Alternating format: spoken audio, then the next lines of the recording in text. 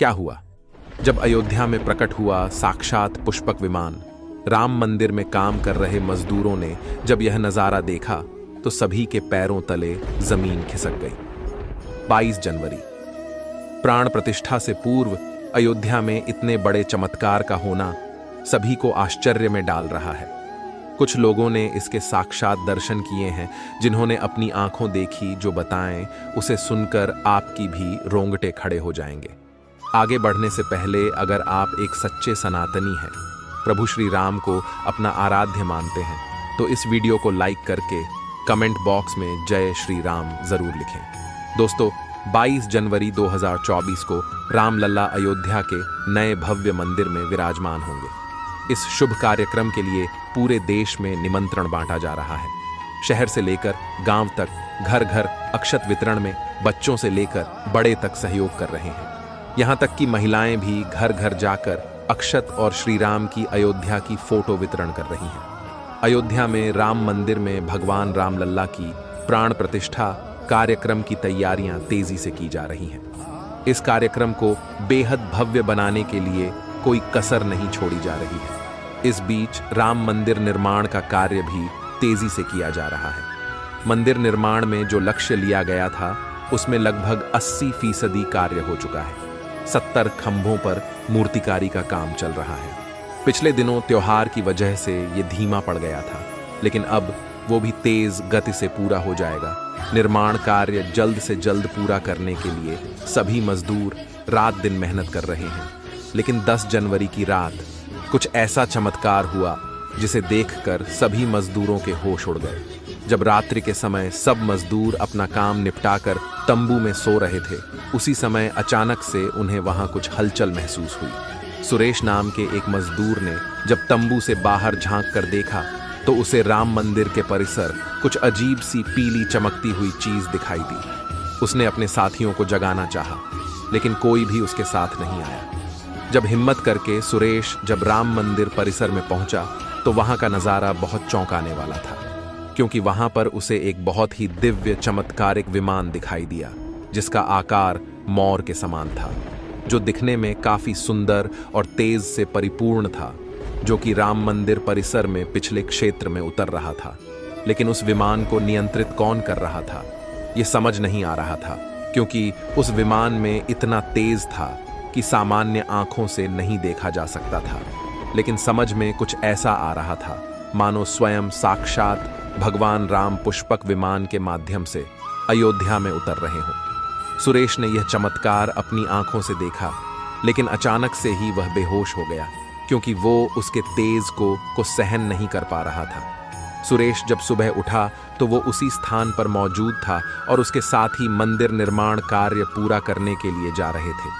उसने सभी को रोककर रात्रि की सच्चाई बताई, लेकिन सभी उसकी हंसी उड़ा रहे थे। लेकिन सुरेश मन ही मन समझ चुका था कि प्रभु श्री राम अयोध्या आ चुके हैं। यह उसके लिए सौभाग्य था कि उसे इतना सुंदर दृश्य देखने को मिला, जहां शायद उसने साक्षात पुष्पक विमान के दर्शन किए थे, यानी कि प्राण प्रतिष्ठा से पहले अयोध्या प्रकट हुआ साक्षात पुष्पक विमान। दोस्तों, देश के अलग अलग हिस्सों में कई बार अजीब सी आकृति के विमान देखे गए हैं, जिनका संबंध कई बार तो एलियन के साथ जोड़कर भी देखा जाता है। यानी कि अयोध्या में उस रात्रि को मोर की आकृति का विमान देखना वास्तव में प्रभु श्री राम का ही कोई संदेश हो सकता है। लेकिन क्या यह विमान सचमुच में पुष्पक विमान है? इसकी आखिर क्या गारंटी है? इसे समझने के लिए हमें पुष्पक विमान के रहस्य को अच्छे से जानना पड़ेगा। आगे हमारे YouTube चैनल महादेव मिरेकल पर आपको पुष्पक विमान का रहस्य बताएंगे, जिसे समझकर आपको यकीन होगा कि अयोध्या में पुष्पक विमान का प्रकट होना कलयुग का सबसे बड़ा चमत्कार है। रामायण पुष्पक विमान का जिक्र है, जो पहले कुबेर के पास था। इसके बाद रावण ने उसे अपने सौतेले भाई कुबेर से लंका समेत बलपूर्वक हथिया लिया था। फिर रावण इसी के जरिए कहीं भी आता जाता था। रावण को हराने के बाद ये विमान श्री राम के पास आ गया।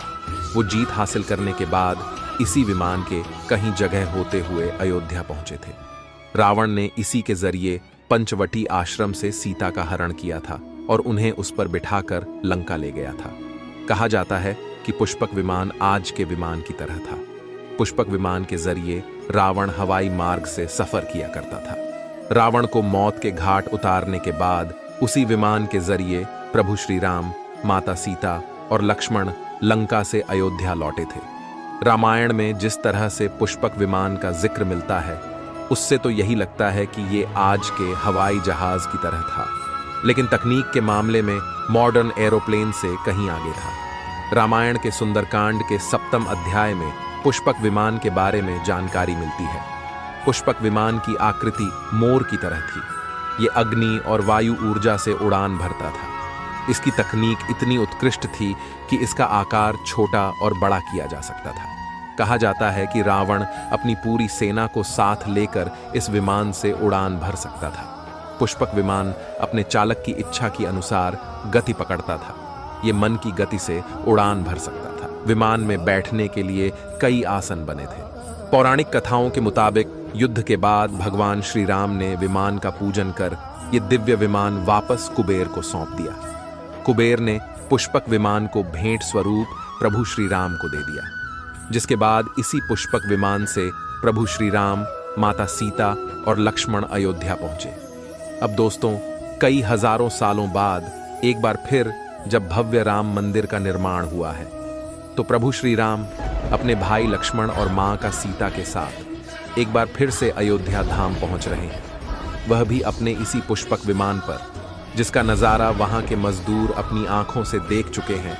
रामायण के प्रसंग में कहा गया है कि जब माता सीता को हरण करके रावण ले जा रहा था, तो रास्ते में जटायु ने अपने चोंच से रावण को चोट पहुंचाई थी। उस समय रावण पुष्पक विमान में ही मौजूद था। इसके बाद रावण ने तलवार से जटायु को लहूलुहान कर दिया था। जटायु घायल होकर जमीन पर गिर गए। जब सीता को खोजते हुए राम पेड़, पौधे और पक्षियों से पूछते जा रहे थे, तो रास्ते में घायल जटायु से मुलाकात होती है। मरणासन्न पड़े जटायु ही राम को बताते हैं कि रावण सीता को हरण करके किस दिशा में गया है। लेकिन जब साक्षात प्रभु श्री राम पुष्पक विमान में अयोध्या आ चुके हैं, तो भला उनके परम भक्त जटायु कैसे पीछे रह सकते हैं। अयोध्या में रामलला की प्राण प्रतिष्ठा से पहले जनपद की सीमा में गिद्धों का झुंड दिखाई दिया है। स्थानीय लोग इसे गिद्धराज जटायु से जोड़कर देख रहे हैं। वे इसे शुभ संकेत भी मान रहे हैं। मिल्कीपुर तहसील क्षेत्र के गांव धरोली में पिछले 10-12 दिनों से गिद्धों का झुंड वास कर रहा था। हालांकि उस गांव से गिद्ध उड़ गए हैं, लेकिन अयोध्या की सीमा में यहां वहां दिखाई दे रहे हैं। गांव वालों का कहना है कि पिछले 20 वर्षों से हम लोगों ने इलाके में गिद्ध नहीं देखे। अब जब राम मंदिर बन रहा है, तो इस गांव में लगभग 50 की संख्या में गिद्ध आकाश में दिखाई दे रहे हैं। उनमें से 10-12 गिद्ध गांव में ही सेमल के पेड़ पर वास कर रहे थे। गिद्धों के दिखने की घटना को ज्यादातर लोग राम से जोड़कर देख रहे हैं और शुभ संकेत भी मान रहे हैं। 22 जनवरी को होने वाले प्राण प्रतिष्ठा के समारोह में देश के प्रधानमंत्री नरेंद्र मोदी ने देश विदेश की कई महान हस्तियों को निमंत्रण दिया है। लेकिन आपको जानकर हैरानी होगी, नेपाल में भी कुछ विशेष लोगों को समारोह में आने का निमंत्रण दिया गया है। इसके पीछे का रहस्य जानकर आपके भी होश उड़ जाएंगे, क्योंकि नेपाल को भगवान श्री राम का ससुराल कहा जाता है। क्योंकि नेपाल एक समय पर जनकपुर धाम था, जहां के राजा थे राजा जनक, और उनकी पुत्री मां सीता वहीं पर भूमि में से प्रकट हुई थी। जनकपुर धाम, जिसे मिथिला भी कहा जाता था। मिथिला संस्कृति में यह मान्यता है कि जब बेटी का गृह प्रवेश होता है, तो उसके मायके से तोहफा और अन्य सामग्री भिजवाई जाती है। इसी परंपरा के मुताबिक जब प्रभु राम का मंदिर में गृह प्रवेश होगा, तो सीता जी की ओर नेपाल से अयोध्या उपहार आ रहे हैं, जिसे भार यात्रा का नाम दिया गया है। राम मंदिर की प्राण प्रतिष्ठा के लिए भगवान राम के ससुराल नेपाल के जनकपुर से कपड़े, फल और मेवा के साथ साथ उपहारों से सजे 1100 थाल आने वाले हैं। इसमें आभूषण, बर्तन, कपड़े और मिठाइयों के अलावा भार भी आएगा, जिसमें 51 प्रकार की मिठाइयाँ, दही, मक्खन और चांदी के बर्तन शामिल होंगे। 22 जनवरी को प्राण प्रतिष्ठा समारोह होने वाला है। इसके लिए श्री राम जन्मभूमि तीर्थ क्षेत्र ट्रस्ट की तरफ से भगवान राम की ससुराल नेपाल के कई गणमान्य लोगों को निमंत्रण पत्र भेजे गए हैं। दोस्तों, आज हम राम मंदिर को बनते हुए देख रहे हैं। यह हमारा सौभाग्य है। लेकिन इस भव्य राम मंदिर के बनने में कई हजारों कारसेवकों और राम भक्तों का बलिदान छुपा है।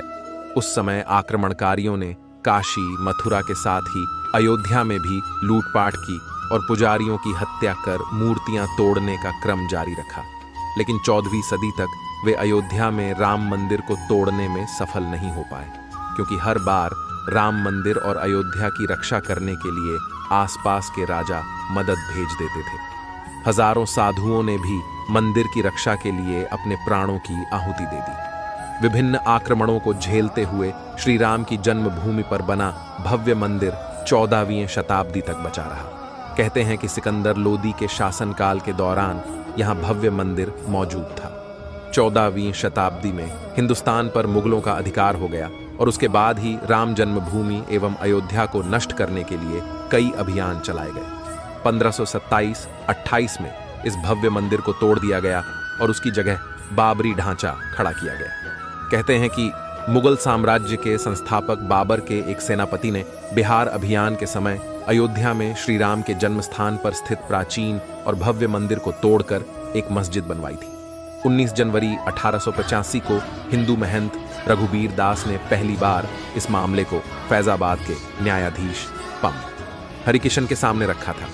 इस मामले में कहा गया था कि मस्जिद की जगह पर मंदिर बनवाना चाहिए, क्योंकि वह स्थान प्रभु श्री राम का जन्म स्थान है। वर्ष 1947 में भारत सरकार ने मुसलमानों को विवादित स्थल से दूर रहने के आदेश दिए और मस्जिद के मुख्य द्वार पर ताला लगा दिया गया, जबकि हिंदू श्रद्धालुओं को एक अलग जगह से प्रवेश दिया जाता रहा।